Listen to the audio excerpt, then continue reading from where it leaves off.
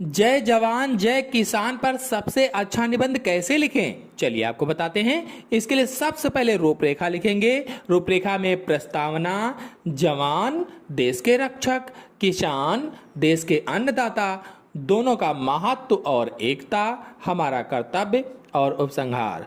पहली हेडिंग डालेंगे प्रस्तावना और लिखेंगे जय जवान जय किसान भारत का एक अत्यंत लोकप्रिय और प्रेरणादायक नारा है।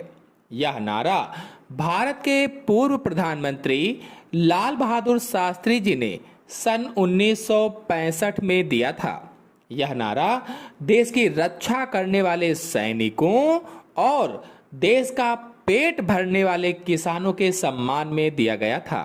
फिर अगली हेडिंग डालेंगे जवान देश के रक्षक। हमारे सैनिक देश की सीमाओं पर दिन रात पहरा देते हैं। भीषण ठंड, तपती गर्मी और बर्फीले पहाड़ों पर वे बिना डरे खड़े रहते हैं। सैनिक अपना सर्वस्व त्याग कर देश की रक्षा करते हैं ताकि हम अपने घरों में सुरक्षित सो सकें। उनके इसी साहस और बलिदान के कारण ही देश की सीमाओं की अखंडता बनी हुई है। वे हमारे सच्चे नायक हैं। फिर अगली हेडिंग डालेंगे किसान देश के अन्नदाता। किसान देश की अर्थव्यवस्था की रीढ़ हैं।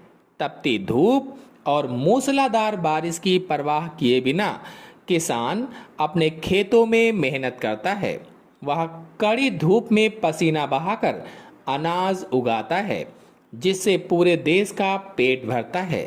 यदि किसान ना हो तो देश में भुखमरी फैल जाएगी, इसलिए किसान को अन्नदाता कहा जाता है।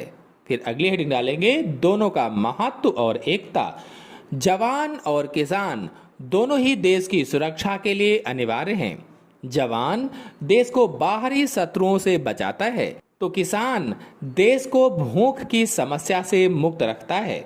जिस प्रकार एक शरीर को चलने के लिए दोनों पैरों की जरूरत होती है, उसी प्रकार एक मजबूत राष्ट्र के लिए जवान और किसान दोनों का सशक्त होना आवश्यक है। फिर अगली हेडिंग डालेंगे हमारा कर्तव्य। इन दोनों के प्रति हमारा भी कुछ कर्तव्य बनता है। हमें अपने सैनिकों के साहस का सम्मान करना चाहिए और उनके परिवारों का ख्याल रखना चाहिए।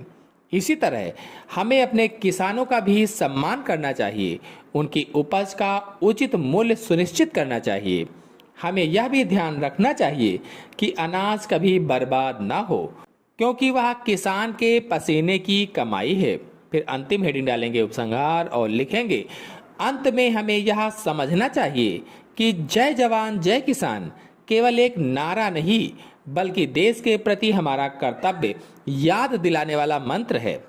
हमें अपने सैनिकों का सम्मान करना चाहिए और किसानों की मेहनत की सराहना करनी चाहिए। देश की प्रगति तभी संभव है जब हमारे जवान सुरक्षित हों और किसान समृद्ध हों। इसी के साथ जय जवान जय किसान। धन्यवाद।